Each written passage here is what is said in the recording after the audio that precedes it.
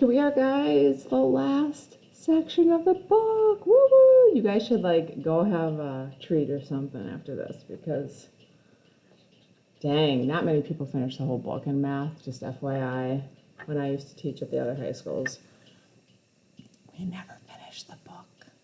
Not even close. Usually a couple chapters left. So nice job. So what is a locus? A locus, or loci, if you're talking about more than one, is a set of points, all of which meet a stated, let's spell correctly, condition.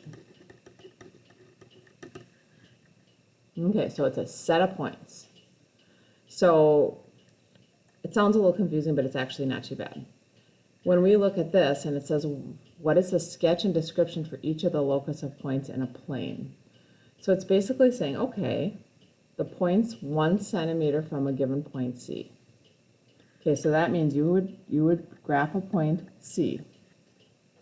Then you would get your handy dandy little ruler and measure out points that are 1 centimeter from C.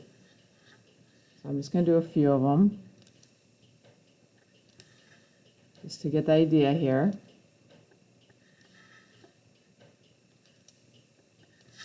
Okay. So I have these, there's one here too, and there's probably one right here. So you graph a few points, and the actual answer though is anything right here that's 1 centimeter from the center. Okay? So what is that sketch then? It's a circle. So now let's look at the next one.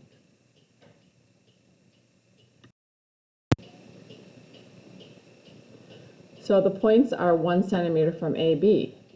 So that would mean anywhere on here. So you'd pick here, and if it's 1 centimeter, 1 centimeter, 1 centimeter,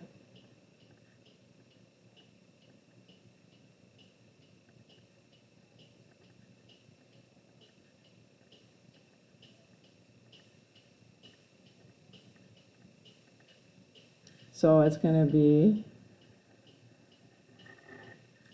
and the key is no matter which point you pick, it has to be 1 centimeter from that segment. Okay, so I couldn't pick this point and go this way because that's not away from that segment. Okay, so then how do you describe this? Well, these from here to here and from here to here, those are 2 parallel segments to this. And then these are what on the end? 2 semicircles.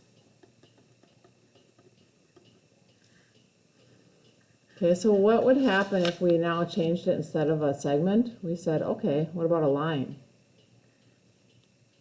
Well, that means this goes forever, so there's no curving on it. It's basically going to be above it, right, following it all the way along and underneath. There'll never be a curve on it because that line goes forever. So you would describe that as a pair of parallel lines, each 1 centimeter from AB. So then, I mean, these are just like one piece of information. Sometimes you need to kind of look at 2 pieces of information like this one and see, okay, well, what, it has to satisfy all the conditions. So now here's 2 conditions. So we got to figure out where are the points that satisfy both of these. So let's take a look at it. The points equidistant from 2 points x and y. So I'm just going to make 2 points x and y. And now I need the points that are equidistant from the 2 points. Okay.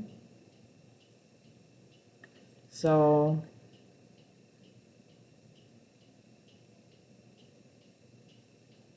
that would be anything like directly in the middle, wouldn't it? So this is equidistant from both of them.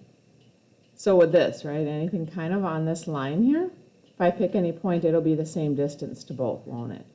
So it's kind of anything on this line is what we're looking at for that requirement. Now we got to see which of these points overlap with this requirement.